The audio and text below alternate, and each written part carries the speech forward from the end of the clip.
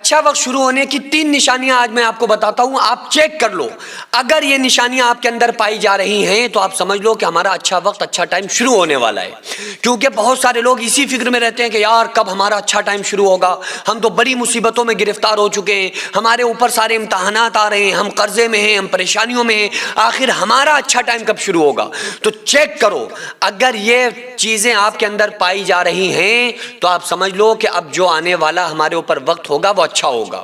ان مصیبتوں سے، ان پریشانیوں سے گھبرانے کی ضرورت نہیں ہے، بلکہ قرآن کریم میں اللہ تعالیٰ نے ارشاد فرمایا وَلَنَبْلُوَنَّكُمْ بِشَيْءٍ مِّنَ الْخَوْفِ وَالْجُوعِ وَنَقْصٍ مِّنَ الْأَمْوَالِ وَالْأَنفُسِ وَالثَّمَرَاتِ۔ اللہ فرما رہا ہے کہ ہم تمہیں آزمائیں گے، جان کے نقصان سے، مال کے نقصان سے، پھلوں کے نقصان سے۔ تو اللہ تبارک و تعالیٰ دنیا میں مصیبتوں پریشانیوں کو بھیجتا ہے۔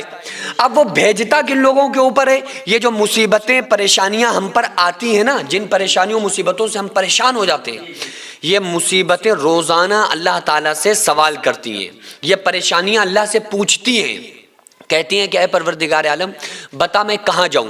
تو میرا رب فرماتا ہے کہ اے پریشانیوں، اے مصیبتوں، سنو، جاؤ میرے جو مخلص اور محبوب بندے ہیں ان کے گھروں میں چلی جاؤ، ان کو جا کر آزمائش میں ڈالو، دیکھیں گے وہ کتنے لوگ ہماری مصیبتوں کو برداشت کر کے استقامت کے ساتھ کھڑے رہتے ہیں، اور کتنے لوگ ان مصیبتوں سے پریشان ہو کر اپنے صبر کو توڑتے ہیں۔ یہ ہمارے اوپر مصیبتیں پریشانیاں کیوں آ رہی ہیں؟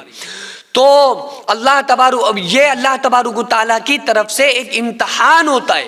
اگر نیک بندے پر آ رہا ہے تو یہ امتحان ہے، اور اگر گناہگار بندے پر آ رہا ہے تو وہ اس کے ہاتھوں کی کمائی ہوئی مصیبتیں ہوتی ہیں۔ اب اگر ہمارے اوپر پریشانیاں آ رہی ہیں، مصیبتیں آ رہی ہیں، تکلیفیں آ رہی ہیں، تو اب ہم یہ سوچنے لگ جائیں کہ یار یہ ہم پہ مصیبتیں آ رہی ہیں تو آخر ہمیں ان مصیبتوں سے چھٹکارا کب ملے گا؟ جب ملے گا جب اللہ چاہے گا۔ لیکن قرآن میں اللہ نے فرمایا ان مع العسر یسرا، کہ بے شک مشکل کے ساتھ آسانی بھی ہے۔